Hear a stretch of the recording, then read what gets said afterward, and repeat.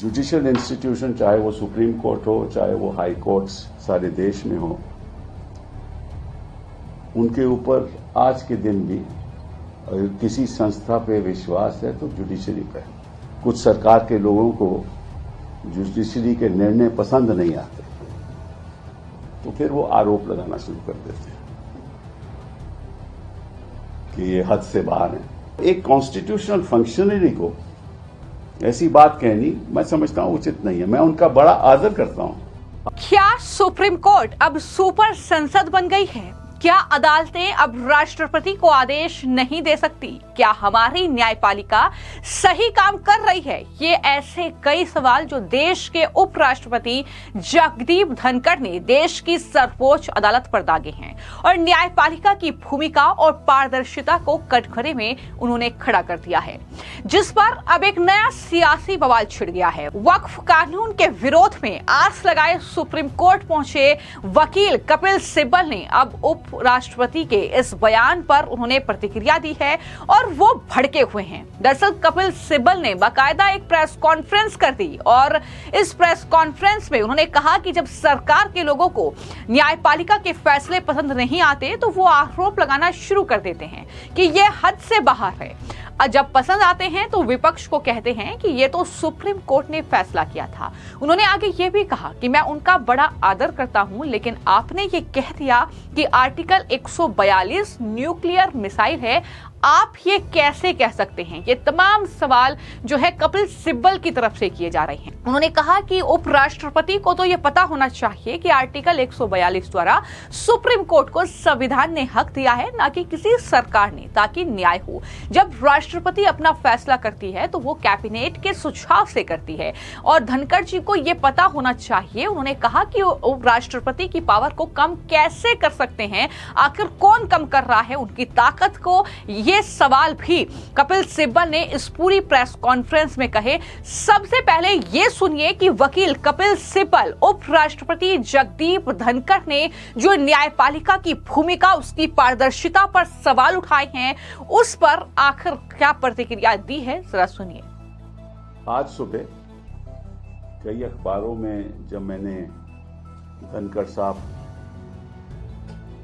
का जो वक्तव्य था, जो स्पीच थी, वो पढ़ा तो मुझे दुख भी हुआ और आश्चर्य भी हुआ, क्योंकि जुडिशियल इंस्टीट्यूशन, चाहे वो सुप्रीम कोर्ट हो, चाहे वो हाई कोर्ट्स सारे देश में हो, उनके ऊपर आज के दिन भी अगर किसी संस्था पे विश्वास है तो जुडिशरी पे है। और मुझे ऐसा लगता है कि जब कुछ सरकार के लोगों को जुडिशरी के निर्णय पसंद नहीं आते तो फिर वो आरोप लगाना शुरू कर देते हैं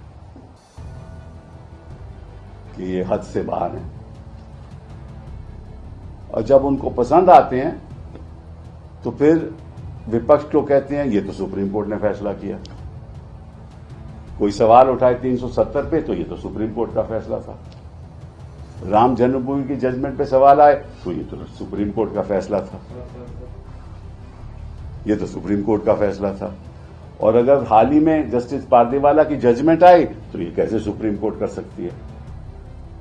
मतलब कि जो आपको जजमेंट सही नहीं लगे, आपके सोच के अनुसार नहीं हो, तो वो तो गलत है, और जो आपके सोच के अनुसार है वो ठीक है। और एक कॉन्स्टिट्यूशनल फंक्शनरी को ऐसी बात कहनी मैं समझता हूं उचित नहीं है। मैं उनका बड़ा आदर करता हूं, लेकिन आपने कह दिया कि article 142 is nuclear fissile material, nuclear missile. ये कैसे कह सकते हैं आप? आपको मालूम है कि आर्टिकल 142 के द्वारा सुप्रीम कोर्ट को संविधान ने यह हक दिया है। ये किसी सरकार ने हक नहीं दिया, संविधान ने हक दिया है टू डू कंप्लीट जस्टिस। पहली बात ये। दूसरी बात, और ये मैं देश की जनता को बताना चाहता हूं कि president of India is a titular head.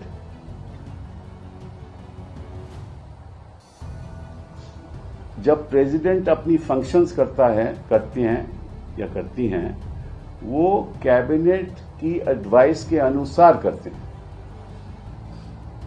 The president acts on the aid and advice of the council of ministers. The governor of a state acts on the aid and advice of the council of ministers in the state. कि अगर कोई विधेयक पारित होता है तो governor के पास जाता है। गवर्नर, संविधान ने हक दिया है, गवर्नर कमेंट्स करके वापस भेज सकता है विधेयक को, और फिर अगर दोबारा पास कर दे लेजिस्लेचर, असेंबली पास कर दे, तो गवर्नर को साइन करना पड़ता है, ये संविधान कहती है। गवर्नर ये भी कर सकता है कि कोई विधेयक हो वो प्रेसिडेंट को भेज दे अपने कमेंट्स के साथ कि मुझे ये सही नहीं लगता, और प्रेसिडेंट अपने व्यक्तिगत अनुसार कुछ नहीं करती। President acts on the aid and advice of the council of ministers. वो बात सरकार, केंद्र सरकार पे जाती है, केंद्र सरकार के काउंसिल ऑफ मिनिस्टर्स पे जाती है। वो एडवाइस करते हैं प्रेसिडेंट को कि क्या करना है। ये प्रेसिडेंट का कोई व्यक्तिगत हक नहीं है, ये धनखड़ जी को मालूम होना चाहिए। उन्होंने कहा कि आप प्रेसिडेंट की पावर को कैसे कंट्रोल कर सकते हो? तो कौन कर रहा है प्रेसिडेंट की पावर को कंट्रोल? मैं उदाहरण के तौर से आपको बताना चाहता हूं कि एक गवर्नर के पास विधेयक जाए और वो 2 साल वहां पड़ा रहे, वो अहम विधेयक हो कि जिसकी जनता के प्रति कई चीजें करनी हो, तो गवर्नर क्या बैठ सकता है? 2 साल बैठ सकता है उस मामले में, और कोर्ट को कोई अधिकार नहीं है कुछ करने का। This is in fact an intrusion on the supremacy of the legislature. ये तो उल्टी बात है।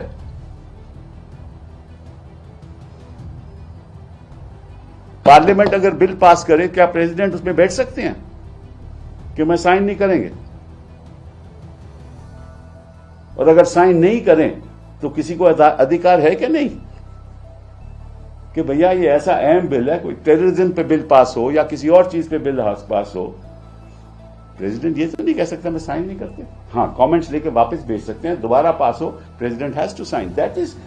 ये तो संविधान की परंपरा है, ये अदालतों ने डिसाइड कर लिया है ऑलरेडी। तो मुझे इस बात का आश्चर्य है कि कभी तो बेगवाल जी जाकर कहते हैं कि हद में रहना चाहिए, कभी रिज्जू जी केरला में कहते हैं कि ये क्या हो रहा है अगर हम भी करने लगे तो, और धनखड़ जी कहते हैं कि ये तो देखिए पुराने टाइम जब 8 जज थे सुप्रीम कोर्ट में तो 5 जज फैसला करते थे, मेजॉरिटी थी। अब तो इतने जज हैं, 2 ही जज से फैसला करें। भाई 2 ही जज फैसला करेंगे ना, सुप्रीम कोर्ट तो बेंचेस पे बैठेगा, या 3 जज या 2 जज या 5 जज या 7 जज या 9 जज या 11 जज, और एक बार 13 भी बैठे थे। तो सुप्रीम कोर्ट तो ऐसे ही फैसला करती है ना। 2 जज फैसला करें सारे देश को मानना पड़ता है, 3 करें सारे देश को मानना पड़ता है। सुप्रीम कोर्ट होती है। आपको याद है जब इंदिरा जी के इलेक्शन का फैसला आया और उनको अनसीट किया गया, तो सुप्रीम कोर्ट के मामला आया कि स्टे क्या देना चाहिए। किस जज का फैसला था? एक जज का, जस्टिस कृष्णा अय्यर, याद है आपको? तब धनखड़ जी सब ठीक था, क्योंकि अब 2 जज का फैसला है वो गलत है, क्योंकि सरकार के पक्ष में नहीं है। बट कृष्णा अय्यर का फैसला बिल्कुल ठीक था, वो तो एक जज थे। तो ये किस किस्म की बातें हो रही हैं पब्लिक डोमेन में? आपको याद होगा ये वही कपिल सिब्बल हैं जो विपक्ष के मामलों को कोर्ट में रखते हैं, जो वक्फ कानून के विरोध में सुप्रीम कोर्ट का जिन्होंने दरवाजा खटखटाया। और क्योंकि अभी उन्हें सुप्रीम कोर्ट से आस है कि सुप्रीम कोर्ट वक्फ कानून पर कोई उनके पक्ष में फैसला सुनाएगा, इसलिए वो वाहवाही कर रहे हैं सुप्रीम कोर्ट की। लेकिन यही कपिल सिब्बल जब इनके हक में फैसला नहीं आता है तो ये भी न्यायपालिका पर सवाल उठाने से बिल्कुल संकोच नहीं करते। वो सवाल उठाते हैं, वो जज पर सवाल उठाते हैं, लेकिन आज क्योंकि उन्हें उम्मीद है और सुप्रीम कोर्ट ने वक्फ कानून पर सरकार से जवाब मांगा है, तो ऐसे में कपिल सिब्बल ये तमाम बातें कर रहे हैं जो कि आपने सुनी। और इतना ही नहीं, सवाल तो ये भी उठ रहे हैं कि कपिल सिब्बल ने आखिर उस मामले पर जवाब क्यों नहीं दिया जब उपराष्ट्रपति जगदीप धनखड़ ने यह पूछा कि आपके जस्टिस के आवास से पहाड़ मिलता है नोटों का और उस पर एफआईआर तक दर्ज नहीं होती, आप सिर्फ ट्रांसफर करके रह जाते हैं, तो उस पर भी कपिल सिब्बल को यहां पर जवाब देना चाहिए था, लेकिन कपिल सिब्बल नहीं बोले। तो आपने सुना किस तरीके से कहीं ना कहीं ये पूरी तीखी बहस जो है, जो कहीं ना कहीं लगातार बयानबाजी चल रही है, वो वक्फ कानून को लेकर चल रही है। लेकिन देखना होगा कि सुप्रीम कोर्ट आखिर इस पूरे मामले पर आने वाले वक्त में क्या कुछ फैसला सुनाता है। लेकिन इस तरीके से कपिल सिब्बल न सिर्फ उपराष्ट्रपति पर बरसे हैं, बल्कि उन्होंने इसी प्रेस कॉन्फ्रेंस में यह भी कहा कि मुझे आश्चर्य है कि कभी मेघवाल जी कहते हैं कि हद में रहना चाहिए, कभी रिजिजू कहते हैं कि ये क्या हो रहा है, वहीं धनखड़ जी कहते हैं कि पुराने समय में जब सुप्रीम कोर्ट में 8 जज थे तो 5 जज फैसला करते थे,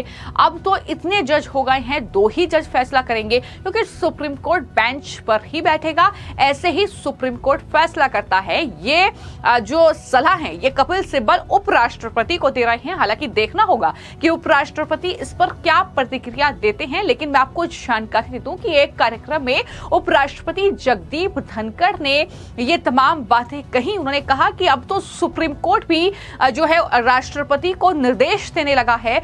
क्या सुप्रीम कोर्ट राष्ट्रपति को निर्देश दे सकता है? उन्होंने कई सवाल दागे। उन्होंने पूछा कि क्या सुप्रीम कोर्ट सुपर पावर बन गया है, क्या सुप्रीम कोर्ट को कानून बनाने की जो है पावर मिल गई है। ये तमाम बातें उन्होंने कही थी, जिस पर अब आपने सुना वकील कपिल सिब्बल को, जो कि वक्फ कानून के विरोध में सुप्रीम कोर्ट में जिन्होंने याचिका दायर की है, जो वहां पर पैरवी कर रहे हैं कई सारी याचिकाओं में। तो इस तरीके से लगातार ये तीखी बहस जो है वो कह सकते हैं कि बाहर से लेकर सुप्रीम कोर्ट के भीतर तक फिलहाल देखने को मिल रही है।